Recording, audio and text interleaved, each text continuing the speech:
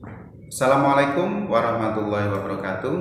Bismillahirrahmanirrahim. Alhamdulillahirabbil alamin. Wa bihi nasta'inu ala umurid dunya waddin. La haula wala quwwata illa billahil aliyyil azim. A'udzu billahi minasyaitonir rajim. Bismillahirrahmanirrahim. Ya ayyuhalladzina amanu kutiba alaikumusiyam kama kutiba alal ladzina min qablikum la'allakum tattaqun. Amma ba'du. Anak-anakku yang Pak Solikin banggakan dan Pak Solikin sayangi, izinkan Pak Solikin pada kesempatan kali ini menyampaikan beberapa pesan terhadap anak-anakku semua terkait dengan pada saat ini dan tidak lama lagi, bahkan menunggu beberapa jam saja, yaitu apa anak-anak? Ya, kita akan memasuki ibadah di bulan Ramadan. Oleh karena itu Pak Solikin mengucapkan marhaban ya syahrul Ramadan untuk anak-anakku semua. Ya. Nah, dalam pelaksanaan kegiatan bulan Ramadan ini ada beberapa hal yang perlu Pak Solikin sampaikan. Yang pertama adalah bahwa bulan Ramadan ini bulan yang suci, bulan yang penuh dengan berkah, dan juga bulan yang dilipat gandakan pahalanya oleh Allah Subhanahu wa Ta'ala. Oleh karena itu Pak Solikin berharap kepada anak-anakku semua terkait dengan telah tibanya datangnya bulan Ramadan ini, mari kita gunakan sebaik mungkin untuk melaksanakan ibadah kepada Allah Subhanahu wa Ta'ala. Yaitu apa? Yaitu menjalankan ibadah puasa, ya. Nah, sebagaimana yang Pak Solikin sampaikan tadi dalam pembukaan, ya, dasar hukum melaksanakan puasa Ramadan yang terkandung di dalam surat Al-Baqarah ayat 183 yang berbunyi, A'udzu billahi minasyaitonir rajim. Bismillahirrahmanirrahim. Ya ayyuhalladzina amanu kutiba alaikumusiyam kama kutiba alal ladzina min qablikum la'allakum tattaqun. Shadaqallahul azim. Ya. Materi ini sebetulnya sudah ada di kelas 5, ya, yang baru saja dipelajari kemarin. Nah, untuk kesempatan kali ini khususnya bagi kelas 5 dan kelas 6 mempraktekkan apa yang sudah dipelajari agar ilmu yang sudah kita dapat itu menjadi ilmu yang bermanfaat dan berkah bagi kita semua. Tetapi Pak Solikin berharap pelaksanaan ibadah puasa ini tidak hanya dilakukan untuk kelas 5 dan kelas 6, ya, yang sudah mendapatkan materi. Nah, tetapi pelaksanaan ibadah ini kita laksanakan mulai dari kelas 1, 2, 3, 4, 5, 6. Bahkan anak-anakku semua, Pak Solikin yakin ketika anak-anakku duduk di bangku sekolah taman kanak-kanak, pasti Bapak Ibu guru sudah memberikan materi atau juga melatih anak-anakku untuk melaksanakan ibadah puasa. Nah, dari ayat Al-Baqarah tadi dijelaskan yang artinya bahwa wahai orang-orang yang beriman, diwajibkan atas kamu semua untuk melaksanakan ibadah puasa sebagaimana berpuasanya orang-orang yang terdahulu sebelum kita. Nah, tujuannya apa? Yaitu la'allakum tattaqun, supaya diantara kamu semua menjadi orang yang bertakwa. Nah, Itu. Nah, oleh karena itu satu yang perlu Pak Solikin sampaikan yaitu mari kita lakukan puasa Ramadan ini dengan melaksanakan ibadah. Yang pertama adalah ibadah puasa, ya. Yang kedua adalah sholat taraweh. Yang ketiga adalah tadarus, ya. Yang keempat adalah infak atau sedekah. Nah, ini adalah beberapa ibadah yang mungkin menjadi amalan-amalan ketika di bulan Ramadan. Ya, tentunya ini akan menambah ketakwaan kita kepada Allah. Walaupun ada dari beberapa amalan ini yang kita lakukan di luar bulan Ramadan, contoh tadarus, infak, sedekah, itu bisa dilaksanakan di luar bulan Ramadan. Tetapi untuk puasa Ramadan dan juga sholat taraweh itu hanya khusus di bulan Ramadan. Oleh karena itu, gunakan kesempatan ini untuk memperbanyak pahala, yaitu dengan beribadah puasa Ramadan, kemudian tadarus, infak, sedekah, dan juga amalan-amalan yang lain. Nah, bagaimana cara pelaksanaannya? Ya, untuk pelaksanaan puasa Ramadan ini, ya, tata caranya adalah yang pertama untuk pelaksanaan anak-anakku semua, ya. Ini karena anak-anakku khususnya kelas 1, 2, 3 ini masih dalam taraf belajar, ya. Maka Pak Solikin juga tidak mengharuskan kalian puasa sebagaimana yang dilakukan oleh kakak-kakak kalian yang sudah kelas tinggi, ya, atau bahkan seperti orang dewasa. Tetapi andai kata itu anak-anakku semua yang khususnya kelas 1, 2, 3 sudah mampu untuk berpuasa sesuai dengan ketentuan syariat, yaitu alangkah lebih afdolnya dan juga lebih bagus, ya. Nah, untuk anak-anakku, ya, kelas 1, jangan sampai anak-anakku tidak melakukan ibadah puasa, ya. Berlatih, ya. Mungkin di kelas TK anak-anakku ketika berlatih puasa itu mulai dari imsak, ya, sampai mungkin jam waktu pulang sekolah atau jam 10 atau jam 11. Nah, untuk anak-anakku kelas 1 bisa ditingkatkan lagi. Bagaimana caranya? Ya, mulai dari imsak sampai pada mungkin duhur, ya. Sebetulnya tidak ada puasa sampai duhur, tidak ada. Puasa itu yang mulai dari imsak sampai batas akhir terbenamnya sinar matahari, ya, itu. Tapi untuk anak-anakku kelas 1 yang mungkin masih dalam taraf belajar, ya, mulai dari sekarang dilatih, ya. Jangan sampai tidak puasa sama sekali. Mulai dari waktu imsak, ya, sampai duhur.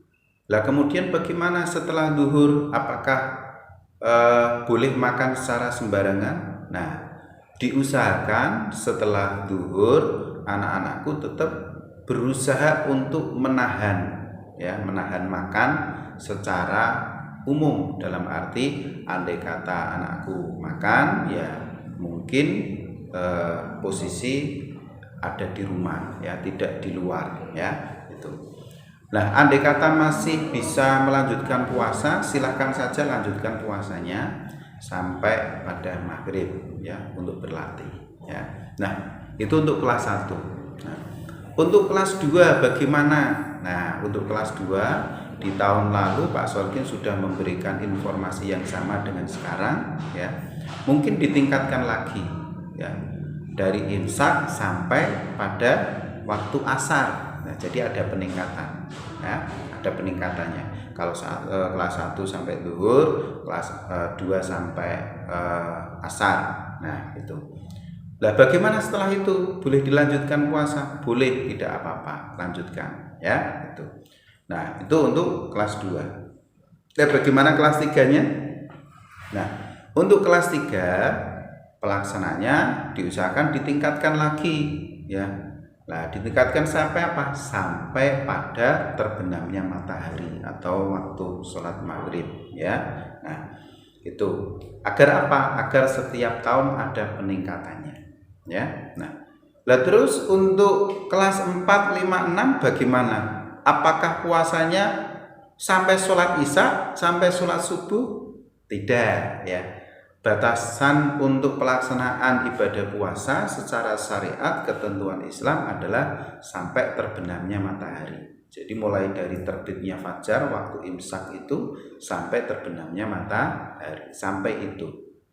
Tidak boleh ditambahi sampai waktu isya, tidak boleh. Bahkan waktu sampai sholat subuh tidak boleh ya. Sampai itu saja, yaitu batasnya sampai sholat maghrib terbenamnya sinar matahari. Nah, itu pesan dari Pak Solikin. Yang pertama yaitu mari kita untuk berlatih melaksanakan ibadah puasa. Yang kedua, lakukan sholat tarawih dengan benar ya. Jika kalian memang di kondisi lingkungannya diizinkan untuk melaksanakan sholat tarawih di musola atau di masjid, silakan bisa mengikuti sholat tarawih di musola atau di masjid, tetapi dengan memperhatikan protokol kesehatan. Jangan lupa memakai masker ya ini, atau juga membawa hand sanitizer ya untuk mencegah penyebaran virus corona yang sedang kita perangi bersama-sama ya itu. Jadi laksanakan untuk pelaksanaan sholat taraweh, jika memungkinkan di musola silahkan dilaksanakan di musola atau di masjid. Jika tidak, silahkan tetap laksanakan di rumah masing-masing. Itu yang kedua ya. Nah, untuk rekaatnya bagaimana Pak Solikin? Untuk rekaatnya disesuaikan dengan apa? Ya, kepercayaan dalam memahami pemahaman kaidah atau syariat yang diyakininya ya. Ada yang memperbolehkan untuk sholat taraweh 8 rakaat ditambah dengan 3 sholat witir, ada juga yang 20 rakaat ditambah 3 witir. Nah, kedua-duanya bagaimana Pak Solikin? Kedua-duanya benar ya. Lah yang tidak benar siapa? Yang tidak benar adalah orang-orang yang tidak mau melaksanakan ibadah sholat taraweh ya. Ya, itu. Nah, itu yang kedua ya. Tadi yang pertama apa anak-anakku? Yaitu puasa Ramadan. Yang kedua adalah taraweh. Yang ketiga ya. Yang ketiga adalah yaitu tadarus Al-Qur'an. Nah, Pak Solikin yakin anak-anakku semua sampai saat ini anak-anakku tetap mengaji ya. Oleh karena itu di bulan Ramadan ini bulan yang penuh pahala, ditingkatkan lagi untuk tadarus Al-Qur'annya ya. Kalau kemarin itu pada waktu sebelum Ramadan anak-anakku semua tadarusnya misalkan hanya setengah halaman yang sudah Al-Quran, mungkin dalam kesempatan ini setiap menyelesaikan atau setelah selesai ibadah sholat fardu, anak-anakku bisa melakukan tadarus ya, 1 halaman atau 1 lembar silakan ya. Atau anak-anakku sudah mempunyai target 1 Ramadan ini harus selesai 1 juz misalkan, 1 juz, 1 khatam Al-Quran ya, boleh, tidak apa-apa. Jadi kalau 1 khataman Al-Quran berarti tiap harinya anak-anakku harus membaca minimal 1 juz ya, 1 juz ya, bisa diatur. Dalam 1 juz itu kalau tidak salah ada sekitar 10 halaman. Kalau 10 halaman 10 lembar atau ada yang 9 ya. Kalau 10 lembar berarti 1 selesai sholat itu membacanya kurang lebih 2 lembar. Nah, kalau 2 lembar berarti dalam 1 hari insya Allah 1 juz itu khatam. Kalau kalikan 30 sudah 30 juz, maka 1 Ramadan bisa menyelesaikan 1 khataman Al-Quran itu. Nah, itu yang ketiga. Dan yang keempat adalah infak dan sedekah. Nah, pada kesempatan kali ini kita memang dalam keadaan sulit mungkin ya, karena masa pandemi ini memiliki dampak terhadap perekonomian ya, tetapi tidak menyurutkan semangat kita untuk selalu membantu dan juga memberikan pertolongan kepada orang-orang di sekitar kita. Maka dari itu tetaplah untuk melakukan infak dan sedekah sebagaimana yang sudah dianjurkan dan menjadi ajaran agama kita, yaitu tentang sedekah di bulan Ramadan itu adalah yang paling utama ya. Nah, itu. Jadi 4 ibadah itu Pak Solikin berpesan bisa dilaksanakan dengan baik menggunakan kesempatan ibadah bulan Ramadan ini untuk meningkatkan ketakwaan kita dan keimanan kita kepada Allah Subhanahu wa Ta'ala. Mungkin itu saja sedikit pesan dari Pak Solikin untuk anak-anakku semua mulai dari kelas 1 sampai kelas 6. Apalagi untuk kelas 6 ini sedang melaksanakan sebentar lagi melaksanakan ujian. Mari kita doakan anak-anakku dari kelas 1 sampai kelas 5 mendoakan kakak-kakak kita agar dalam melaksanakan ujian ini diberi kelancaran dan juga diberi kesuksesan, sehingga nanti ketika sudah lulus kelas 6 bisa melanjutkan ke jenjang yang lebih tinggi sesuai dengan cita-cita dan harapan masing-masing kakak-kakak kalian ya. Itu saja dari Pak Solikin. Pak Solikin mohon maaf yang sebesar-besarnya di bulan Ramadan ini agar semuanya dalam keadaan fitrah suci ya. Maka Pak Solikin mewakili dari segenap seluruh sivitas keluarga besar Pedurungan SDN Pedurungan Tengah 02 mohon maaf yang sebesar-besarnya untuk anak-anak dan juga titip salam buat kedua orang tua. Selamat melaksanakan ibadah puasa 1442 Hijriah. Sampai ketemu lagi anak-anakku.